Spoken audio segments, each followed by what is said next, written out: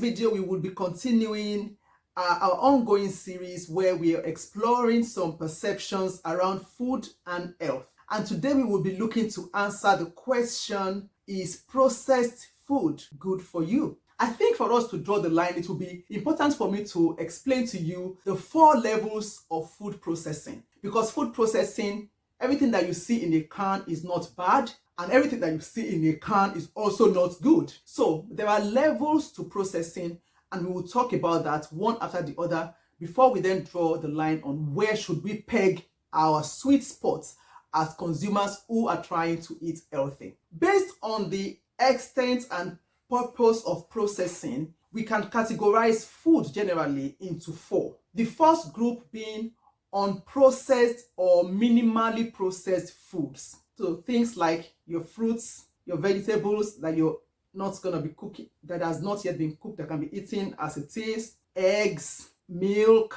Those are either unprocessed or minimally processed. You know, the worst that's been done is just to pasteurize the milk, bring it up to 70 degrees just to kill all the microorganisms. If you're having fresh milk though, that is not to do with evaporated milk, canned ones that we tend to eat and drink a lot in the Black community.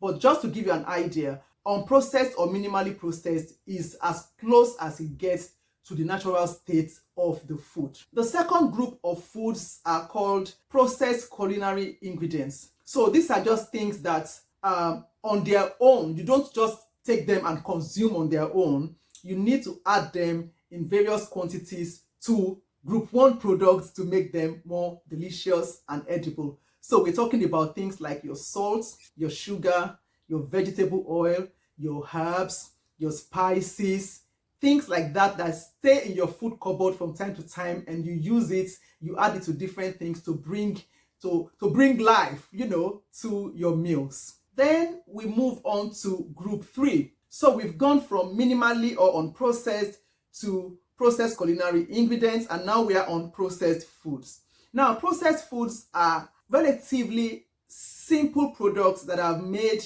by the addition of group 2 and group 1 products. So the addition of salt, sugar, pepper, oil to things like egg, grains, rice, flour, tomato. So here you're talking about things like canned fruits, canned vegetables, canned nuts or legumes. You're talking about things like salted nuts, sugar-coated nuts. You're talking about canned fish, things like your Titus, your geisha, for those of us who are from Nigeria, canned fish generally.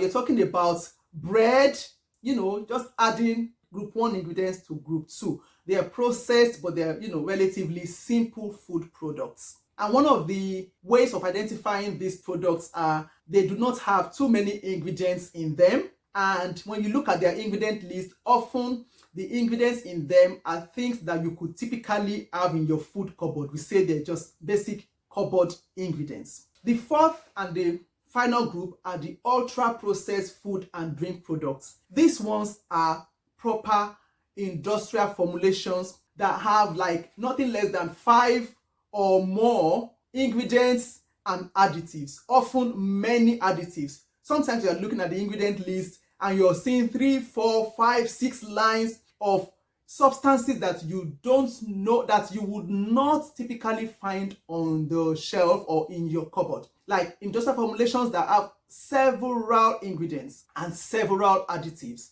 are known as ultra-processed food and drink products. Example of this, and the first one I'm going to mention is unfortunate, is things like infant formula. There are things like your sweets, confectionery. Every time I take a pack of sweets, I'm always like, why does this product even still exist? You know, your ice cream, your chocolates sometimes, especially when you started adding colors and effects to chocolates, because sometimes pure chocolate itself is just cocoa milk, cocoa butter, cocoa fat, sugar, simple like that. But when you start adding colors and different effects to it, you start introducing more chemicals and more additives. We're talking here around things like processed meat, processed fish, weight loss shakes, protein bars.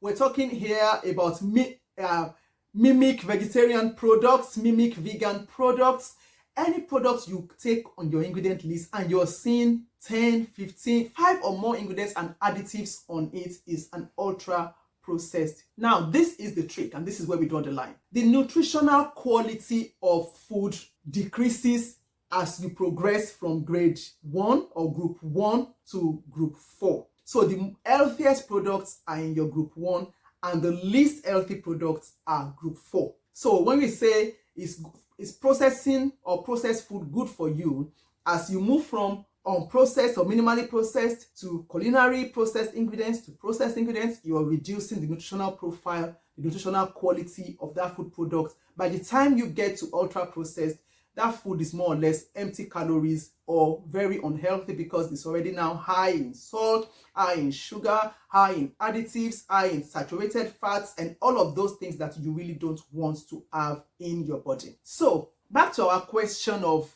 is processed food good for you or not? I wouldn't say that processed food is bad for you, but ultra processed food is what we need to minimize. We need to minimize ultra processed foods in our diet as much as possible. One, because we're not getting as much quality nutrients from them. And to make matters worse, to add salt to the injury, we are actually taking in things that are not good for our health, often chemicals that have been linked to one negative health impact or the other. I don't know if you remember years back when the food industry were adding some colors to food that was causing hyperactivity in children. We call them the 6 Southampton colors. It took the government to ban those colors. And now there are still food products for children, and we don't even miss the Southampton colors. And this is where I say sometimes it looks like processing is gone bonkers. And when you start getting to ultra processed food, chemicals just get added to food to create some effects that are not necessarily needed. So this is the golden rule of thumb.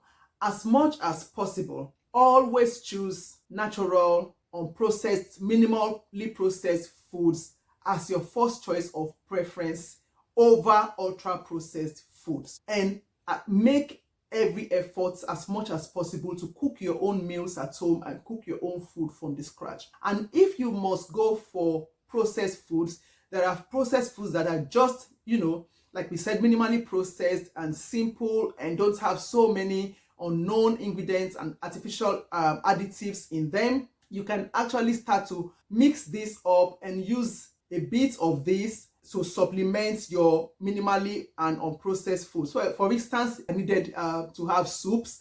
I went into the shop. I really wanted to have pea soup. I know for some reason that I like this green soup, this pea soup so much. My family think I'm bonkers. I went into the store with the mind of buying the ingredients, getting back home and just throwing it in my soup maker.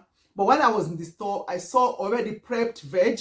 All they've done into it is just wash, clean, dice, bag it. No chemicals, no additives, and it contains all the ingredients I needed. So I love convenience. I bought that, got back home, threw that in my soup maker, got my results in 19 minutes. So there are things like that. So I wouldn't say no to processed food, but what I would say is minimize ultra processed foods as much as is reasonably and practically possible.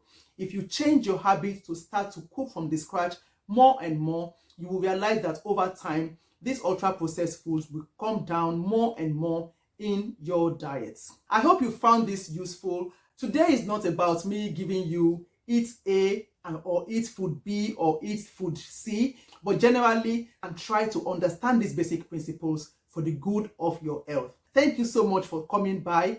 Throw your questions in the chat, throw your feedback and comments in the chat. I really do like to hear from you. I'll see you in the next video.